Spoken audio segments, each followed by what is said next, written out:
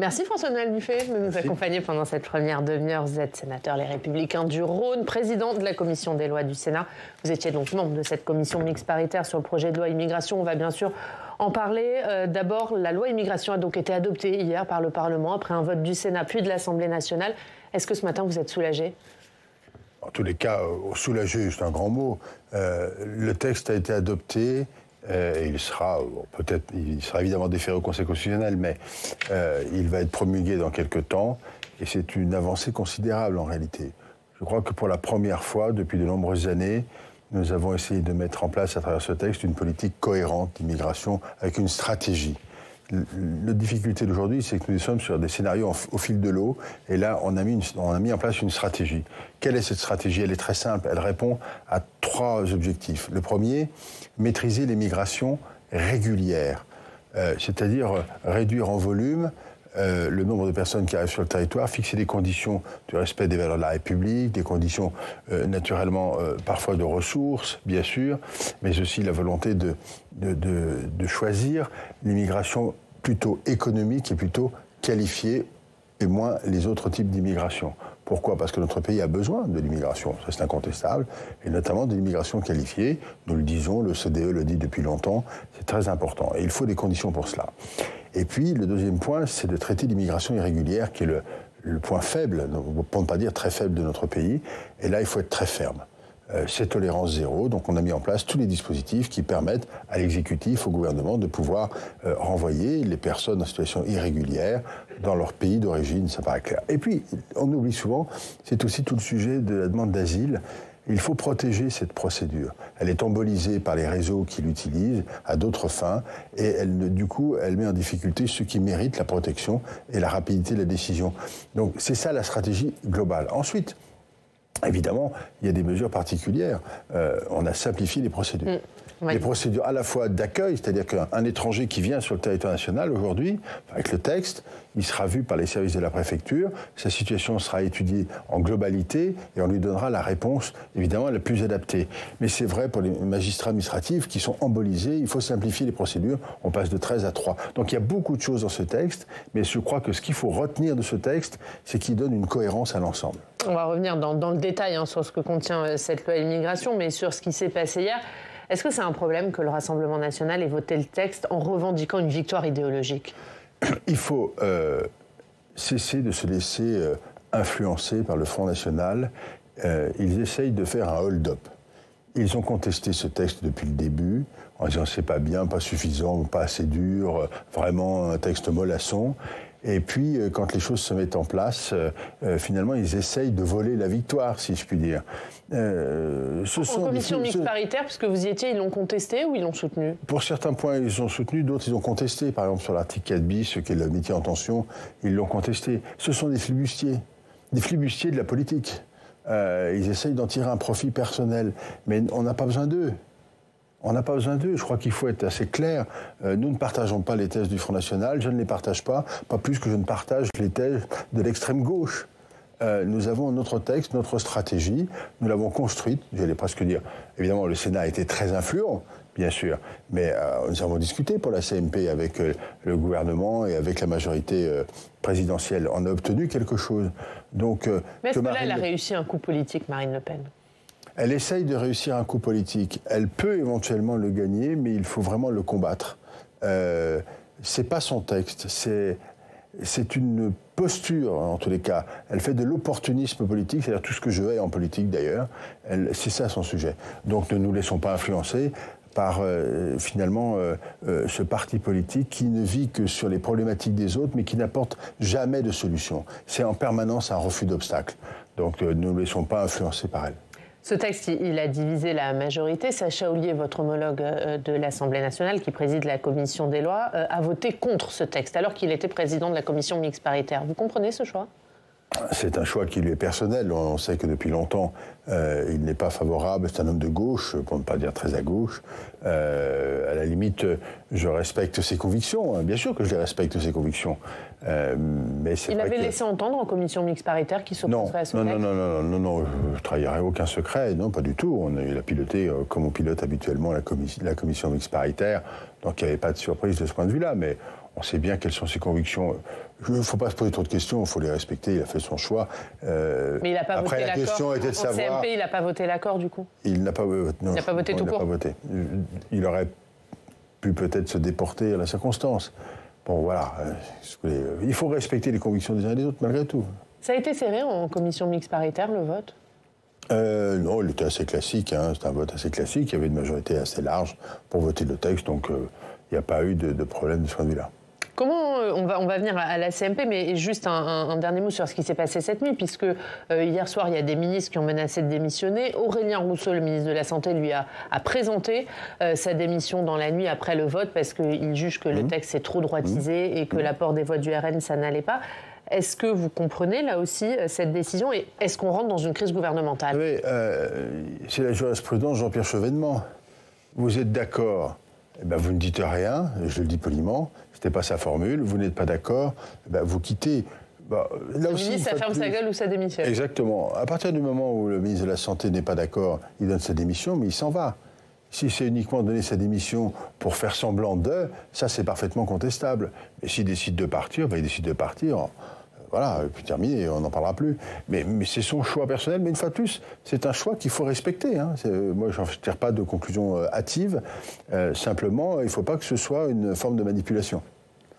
Alors après... Ce qui vous donne l'impression d'être le cas, là, de la part de l'aile gauche de la majorité? On verra aujourd'hui, on verra la suite qui sera donnée à tout cela. Vous savez, c'est assez facile de brandir.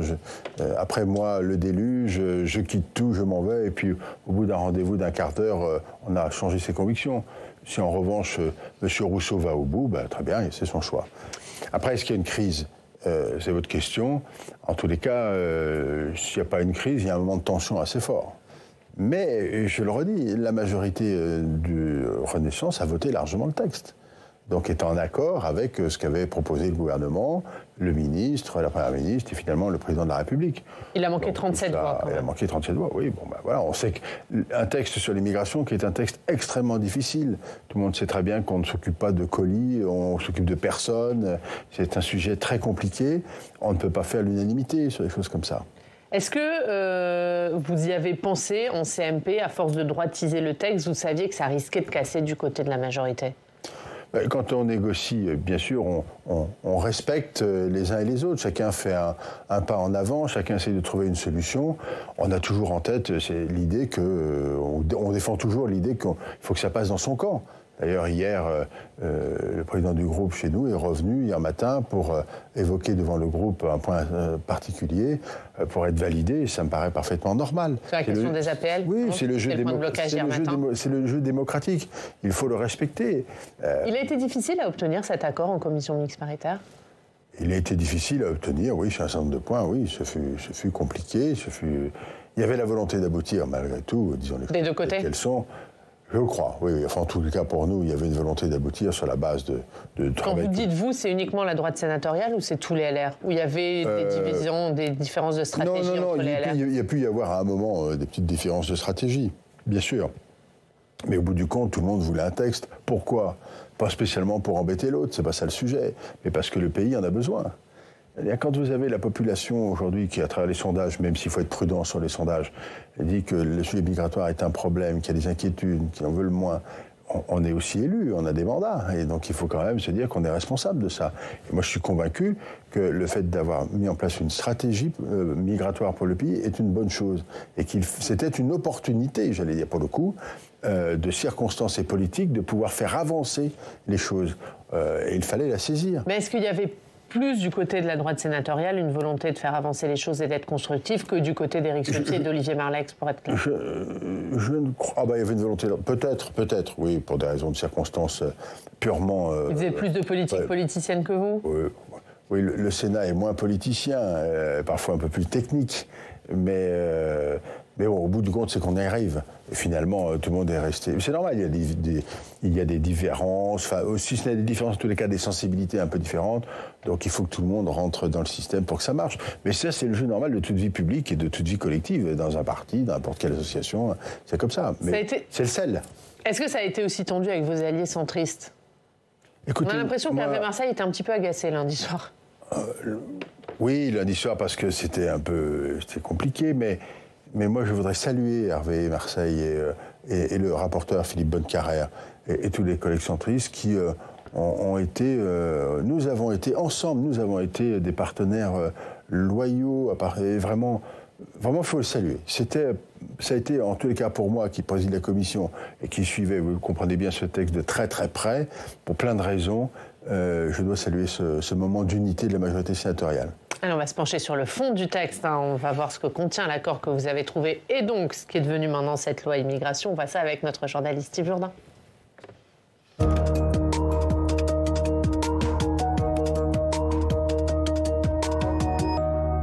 Bonjour Steve. Bonjour Yann, bonjour monsieur le sénateur. Bonjour. Et Steve, que contient donc ce texte immigration? Le texte immigration, donc l'accord conclu en CMP et donc validé par le Parlement, il n'est pas très loin de la version que vous avez adoptée ici au Sénat mi-novembre. C'est normal, la base de discussion entre députés et sénateurs depuis lundi était précisément ce texte adopté à la Chambre haute. Alors on va voir cette photo qui résume plutôt bien l'état d'esprit post-CMP, cette photo postée par la députée Annie Genevard et sa bande, je pense qu'on peut dire ça comme ça.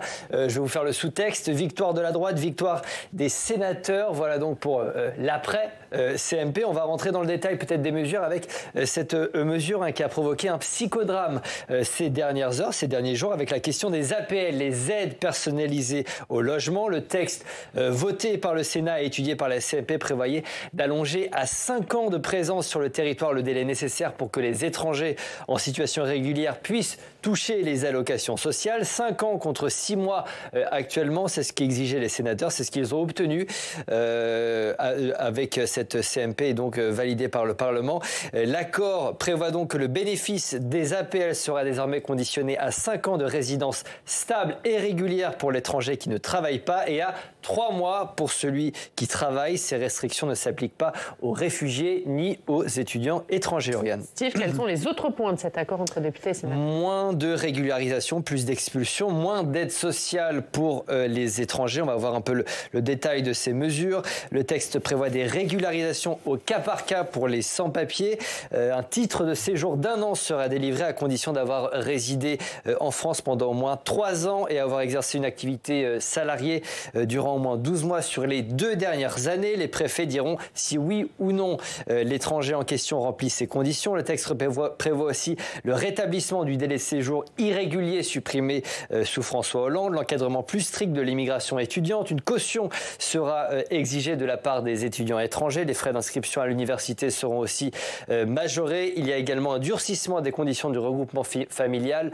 La durée de séjour minimale de l'étranger demandeur est portée à 24 mois. Il devra aussi justifier de ressources financières stables. Et s'il y a également des mesures concernant l'accès à la nationalité. Oui, les élus se sont aussi mis d'accord sur les mesures pour durcir l'obtention de la citoyenneté. Le texte prévoit la déchéance de nationalité pour les binationaux coupables d'homicide volontaire sur des personnes dépositaires de l'autorité publique ou encore le durcissement des conditions d'acquisition de la nationalité par le droit du sol.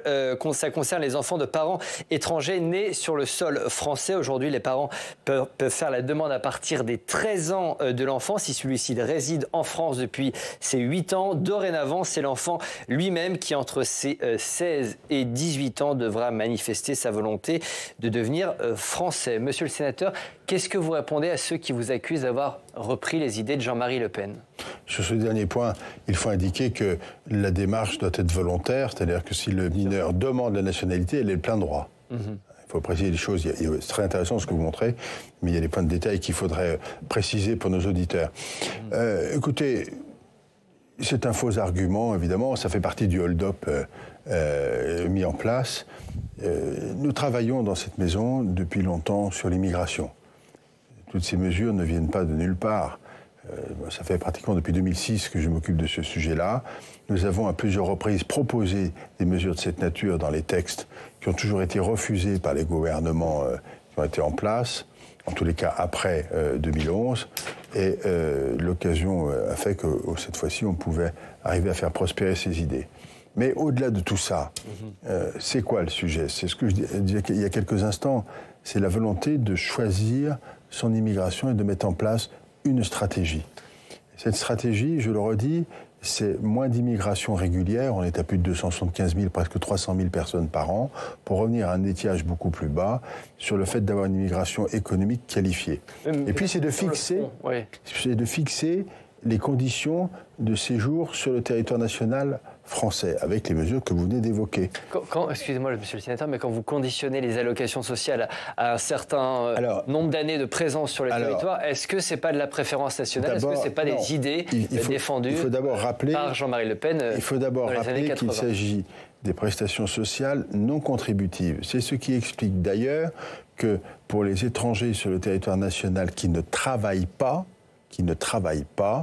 il y a ce délai de 5 ans qui a été appliqué. Mais ça a été tout l'objet de la discussion pour ceux qui travaillent. Et le délai de carence qui a été établi est de 3 mois. C'est un délai parfaitement raisonnable qui permet ensuite à la personne d'en bénéficier, de bénéficier de l'APL. Parce que ça ne concerne pour le coup que l'APL, pas les autres mesures, que l'APL. Donc, sinon, les autres mesures sont à notre régime. Vous distinguez quand même entre les Français et les étrangers. Mais quand vous allez dans un pays à l'étranger, vous ne bénéficiez pas forcément de toutes les règles possibles dans le pays où vous allez. Il y a d'autres mesures qui sont déjà en place en France sur des choses de cette nature. Je pense notamment à l'ASPA, qui est l'aide pour les personnes âgées. C'est 10 ans pour l'obtenir. Donc, ce n'est pas quelque chose de nouveau. C'est simplement le fait de dire, quand on ne contribue pas par son activité professionnelle à la vie du pays, on ne peut pas bénéficier immédiatement, on bénéficiera, mais on ne peut pas bénéficier immédiatement de la solidarité nationale qui, elle, est contributive. Mais vous récusez ce terme de préférence nationale? Bien sûr que je récuse ce terme de préférence nationale. Et puis l'enjeu du texte, au bout du compte, c'est quoi? C'est de dire que lorsque l'étranger arrive sur le territoire national, qu'il respecte l'ensemble de ses règles et qu'il est dans le jeu de la France, en fait, eh bien, il rentre dans la communauté nationale comme tout le monde, il vit sa vie, et on lui fiche la paix. Moi, l'objectif que je poursuivais, c'est qu'au moment où quelqu'un fait une demande pour venir sur le territoire national, la préfecture étudie sa situation dans son ensemble, on lui demande les conditions qu'on fixe, il les respecte, il rentre, après on lui fiche la paix. Il vit sa vie sur le territoire national, il partage l'enjeu qui est le nôtre, et tout ça est parfait. Évidemment que l'étranger qui commet un crime, évidemment, c'est pas possible, il peut pas rester sur le territoire. Il y a aussi la fin de l'automaticité du droit du sol. C'est un tournant que certains qualifient d'historique. Vous récusez, là encore... C'est pas la fin de l'automaticité, ce qu'on a évoqué. C'est le fait que le mineur doit faire une démarche en disant, oui, je veux devenir français. C'est pas rien. On n'est pas au guichet de la poste où on retire un timbre et on a tout de suite son truc. C'est le fait de devenir français, ça doit avoir un sens. Ça, c'est très fondamental. Nous avons des valeurs, vous avez des valeurs, nous respectons nos valeurs républicaines, nous y sommes attachés. Et donc, si moi je veux devenir français, je suis étranger, je veux devenir français, c'est parce que je partage ces valeurs et j'ai envie de faire partie de la communauté nationale au sens large du terme. C'est pas une petite affaire. C'est vraiment un engagement. Si demain, je vais habiter dans un pays étranger et que je dis je veux prendre la nationalité de ce pays, je conçois parfaitement qu'on me dise mais est-ce que vous partagez ce que nous sommes, notre mode de vie, notre façon d'être, les valeurs de notre pays? Et c'est parfaitement légitime. Il y a eu aussi cette sortie hier plutôt originale de Gérald Darmanin, ici au Sénat, qui disait qu'il y avait certaines mesures dans ce texte qui n'étaient pas forcément très constitutionnelles. Quel est votre avis là-dessus? On partage. Il y a quelques sujets sur lesquels il y a des interrogations. Mais on sait que le Conseil constitutionnel va être saisi. Bien, il appréciera. Mais, quelles mesures en particulier vous avez en tête? Non, parce que je ne vais pas rentrer dans le détail. Vous ne voulez pas influencer le Conseil constitutionnel? Non, surtout pas. Vous avez une petite idée, vous avez une idée. Mais bien sûr qu'on a une idée, mais il est aussi normal qu'à un moment, la représentation nationale telle qu'elle est puisse dire, voilà, sur tel sujet, voilà l'objectif. Après, on a essayé on a équilibré les choses le plus possible, et le Conseil constitutionnel, qui est la juridiction qui surveillera ces choses-là, fera son travail et on se soumettra à ce que dira le Conseil constitutionnel. C'est pas la question. Mais il y a aussi à un moment des messages à envoyer. Donc il y a certaines mesures qui sont des messages politiques. Comment? Certaines mesures dans ce texte sont des messages politiques. Il y a des objectifs techniques très réels, mais il y a aussi des messages à envoyer dans cette matière-là. En matière d'immigration, et j'en termine par là, la règle est très importante, évidemment, mais le message envoyé est très important aussi, et en particulier à l'égard des réseaux mafieux. J'insiste beaucoup là-dessus parce que c'est fondamentalement le problème qui profitent de la misère du monde pour faire venir sur le territoire national des gens qui se retrouvent dans de très grandes difficultés ici. Et c'est ces réseaux-là à qui il faut dire, écoutez, la règle du jeu change. Aujourd'hui, voilà les conditions pour venir en France. Et si vous respectez ces conditions-là, mais c'est bienvenu, bien évidemment. Elisabeth Borne s'est engagée à faire une réforme de l'aide médicale d'État au début de l'année. Ça faisait partie des points de la négociation. Quelle réforme vous souhaitez? Est-ce que vous voulez revenir à l'AMU, l'aide médicale d'urgence, stricto sensu que vous avez voté, ou vous êtes prêt à autre chose? Je crois qu'il faut accepter, comme tout sujet, de poser tous les problèmes sur la table. Nous pensons qu'il faut revoir l'AME telle qu'elle existe, ne pas la supprimer, mais la revoir. Il y a un rapport qui a été rendu de Patrick Stefanini et de M. Evin, et ce rapport, il est assez éloquent. Pour ceux que ça intéresse, allez voir l'article, la page 53 de mémoire. Mais sur cette base de ce travail, il faut avancer. Donc il faut mieux organiser les choses, mieux circonscrire les opérations, de façon à ce que l'AME remplisse vraiment son rôle, ne soit pas détournée de sa fonction.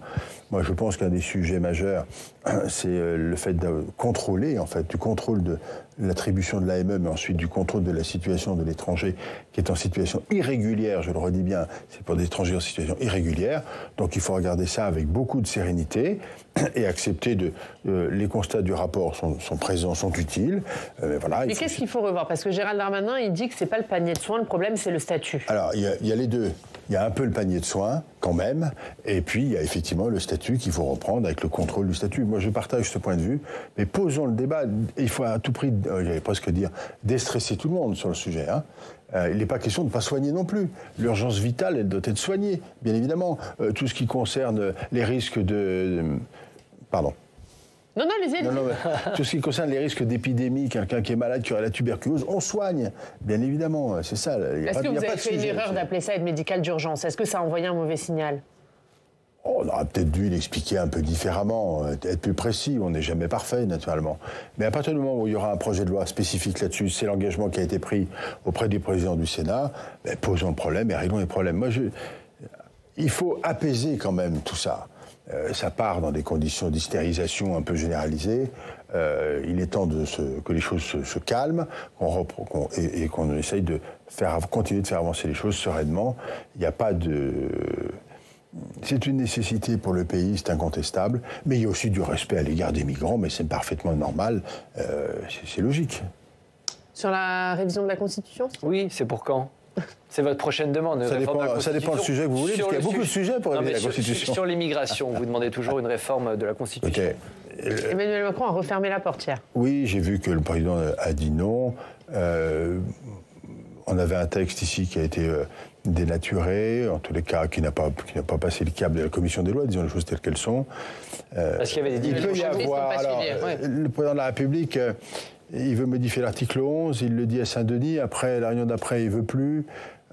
On a quand même un petit sujet constitutionnel sur lequel il faudra regarder pour préserver certains éléments de souveraineté. Est-ce qu'il y a une urgence aujourd'hui à réformer la Constitution sur ce sujet de l'immigration après cette loi qui a été votée? Il y a surtout une urgence, en tous les cas, d'essayer de reposer le texte, de revoir les mesures qu'on peut améliorer. On va attendre la décision du Conseil constitutionnel.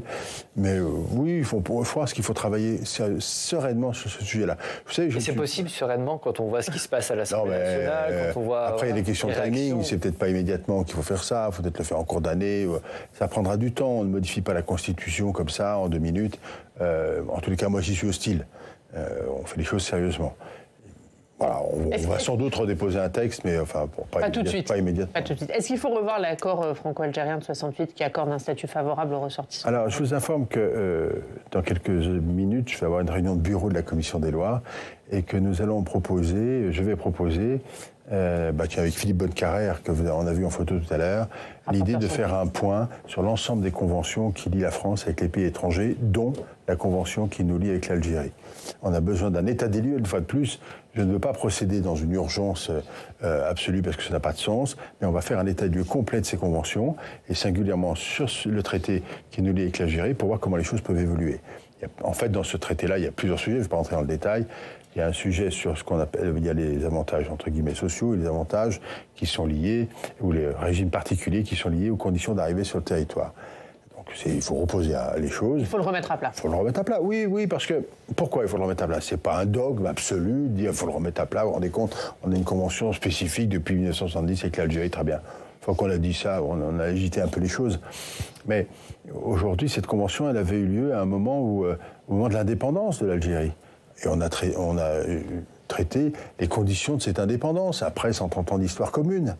On sait que c'est sensible. Et donc, il est normal aussi que maintenant que l'indépendance est acquise depuis bien longtemps et que tout ça, on se retrouve dans des relations parfaitement normales. Donc, on pose le problème, on n'en fait pas un drame absolu, ça ne sert à rien. En revanche, si on veut faire avancer les choses, on n'en fait pas un drame absolu. Hein. Un dernier mot, Emmanuel Macron va prendre la parole ce soir, il sera l'invité de C'est à vous sur France 5. Qu'est-ce que vous attendez du chef de l'État? Eh bien, je ne sais pas. Très franchement, je ne sais pas. Parce que je m'interroge sur cette intervention après le vote de ce texte. On va attendre. Mais dans la vie normale, si je puis dire, le texte a été voté, il y aura probablement c'est du Conseil constitutionnel, il faut rester serein. Merci. On a besoin de sérénité sur tous les sujets dans ce monde politique. Merci François-Noël Buffet. Steve, merci à vous.